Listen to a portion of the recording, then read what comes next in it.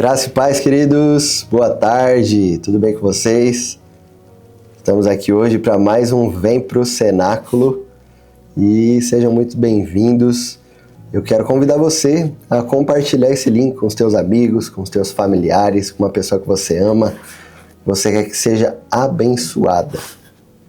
E desde já eu quero também deixar uma orientação, um convite, uma sugestão para você que tem um pedido de oração, uma causa tua, da tua família, de um amigo, de um parente. Compartilha o teu pedido de oração no nosso chat aqui do YouTube e a gente vai estar colocando no nosso grupo de oração 24 horas, onde tem dezenas de pessoas orando e nós queremos orar com você. Eu gosto de falar isso, nós queremos orar com você. É um convite a nós orarmos juntos. Você ora daí e nós oramos aqui também, para que juntos o Senhor traga a resposta do alto. Amém? Hoje eu quero compartilhar uma palavra muito importante. Muito importante. Muito importante. Então, você preste muita atenção nessa palavra. Abra o teu coração para receber essa palavra. Me gerou um temor muito grande assim de compartilhar essa palavra.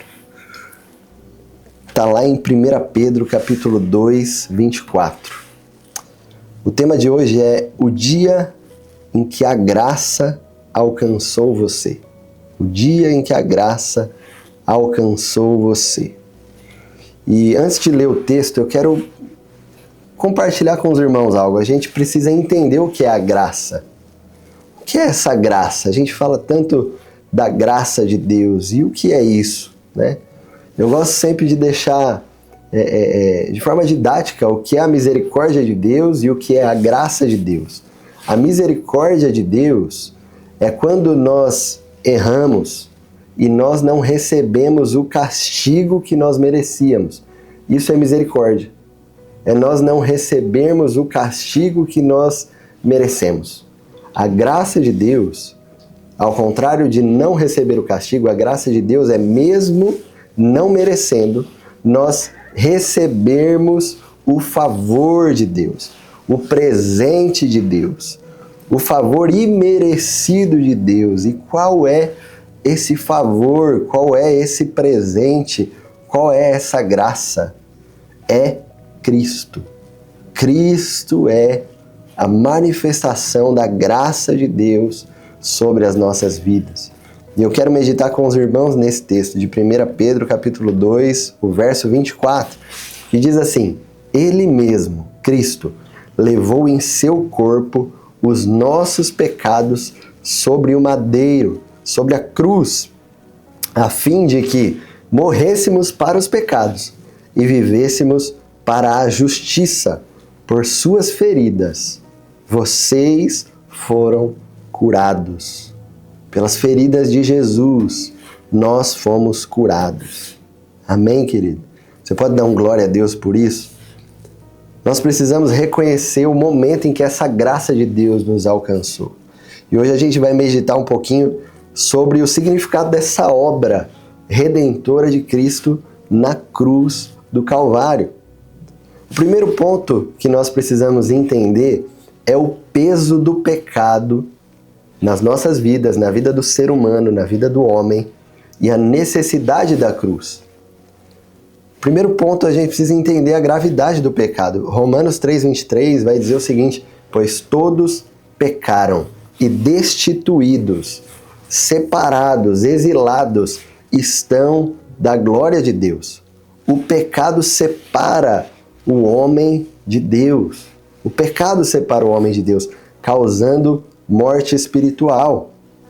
Olha o que diz Isaías 59:2. Contudo, as suas maldades, os seus pecados, separam vocês de Deus. Os seus pecados esconderam de vocês o rosto dele, por isso ele não os ouvirá. O fato é que o pecado nos separa de Deus. O pecado nos separa de Deus. E nós precisamos entender isso. Não é só uma separação momentânea, é uma separação eterna. O pecado nos separa de Deus, nos separou de Deus. E isso traz à tona uma necessidade, a necessidade da cruz, a necessidade da justiça de Deus. Deus é justo e Ele não pode ignorar o pecado. Olha o que diz em Abacuque, capítulo 1, verso 13. Os teus olhos são tão puros que não suportam ver o mal. Não podes tolerar a maldade. Deus é santo. Deus é santo. E os olhos dele não suportam ver o mal. E para que a justiça fosse feita, era necessário um sacrifício perfeito. Desde os tempos antigos, foi dessa forma. Em Hebreus capítulo 9, 22, diz o seguinte: de fato, segundo a lei de Moisés aqui, citada no caso, quase todas as coisas são purificadas com sangue, e sem derramamento de sangue não há perdão. E aqui a gente lembra, né, da época do povo judeu, que sacrificava, que levava ali os seus sacrifícios no altar do holocausto para receber perdão de Deus. O sumo sacerdote entrava uma vez ao ano no santo lugar, no Santo dos Santos, para oferecer o sangue derramado em favor do perdão do povo de Deus. Mas tudo isso era só uma sombra daquilo que estava por vir, de Cristo, que estaria por vir para derramar o seu sangue, para manifestar a graça de Deus, mas também para cumprir a justiça de Deus. De fato, era necessária a justiça de Deus se manifestar. Era necessária a justiça de Deus se manifestar por causa da gravidade do pecado. O segundo ponto que eu quero compartilhar com os irmãos é sobre o sacrifício de Cristo. Cristo levou os nossos pecados. Em 2 Coríntios capítulo 5, verso 21, diz o seguinte: Deus tornou pecado por nós aquele que não tinha pecado. Quem? Cristo. Deus o tornou pecado por nós, para que nele nos tornássemos justiça de Deus. Cristo carregou o peso do meu pecado, do seu pecado, do pecado de toda a humanidade no Calvário, na cruz. Ele carregou os nossos pecados. Ele se tornou pecado por nós. Ele levou sobre si a nossa culpa, os nossos pecados, as nossas transgressões. E a ira de Deus, ela se manifestou ali. Olha o que acontece. Vamos ler ali em Romanos capítulo 3, verso 24 e 25. Sendo justificados gratuitamente por sua graça, por meio da redenção que há em Cristo Jesus. Deus o ofereceu como sacrifício para propiciação mediante a fé pelo seu sangue. A ira de Deus, não, irmãos, deixa eu corrigir aqui. A justiça de Deus se manifestou ali. Para que a ira de Deus não se manifestasse nas nossas vidas. Aqueles que estão em Cristo são novas criaturas, receberam a graça de Deus. Jesus recebeu a punição que era para nós, aplacando a ira divina. O sacrifício de Jesus conteve a ira divina sobre o homem, sobre a minha vida e sobre a sua vida. Era necessária que a justiça de Deus se manifestasse sobre toda a humanidade. Mas Cristo na cruz, ele aplaca a ira divina através do seu sacrifício. Cristo viveu uma vida sem pecado, se entregou na cruz como sacrifício perfeito e aplacou a ira divina, gerando redenção para as nossas vidas. E qual que é o impacto disso? Qual que é o impacto da cruz, do sacrifício de Jesus na minha vida, na sua vida, na vida do crente, na vida daquele que crê? Nós saímos de um lugar de condenação e nós fomos transportados para um lugar de justificação. Olha o que Romanos 8:1 diz: agora, pois, já não há condenação para aqueles que estão em Cristo Jesus. Quando eu estou em Cristo, não há mais condenação sobre a minha vida. Somos declarados inocentes diante de Deus. não porque nós produzimos algo bom, mas porque Cristo se entregou na cruz. E quando nós cremos em Cristo, quando nós nos entregamos a Cristo, o sacrifício dele e a graça de Deus, que se manifestou através da cruz, vem sobre nós e nós somos inocentados a partir da cruz de Cristo. E isso gera em nós uma nova vida.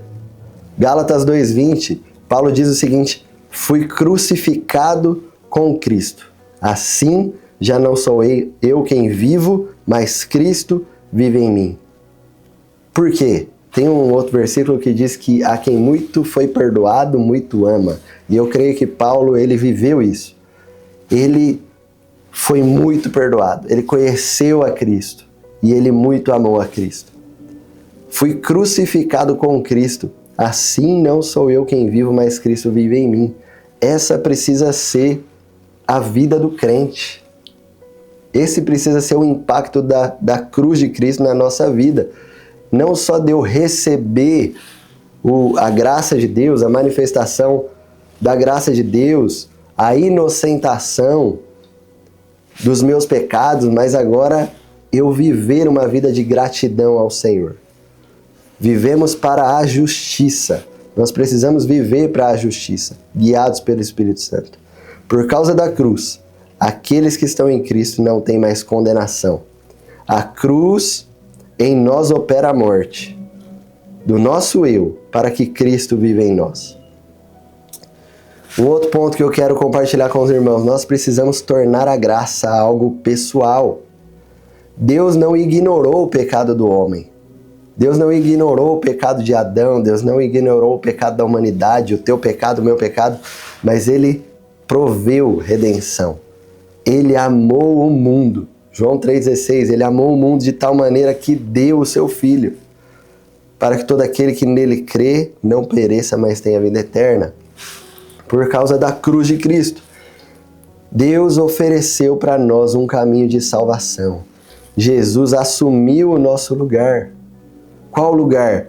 O lugar de ser esmagado.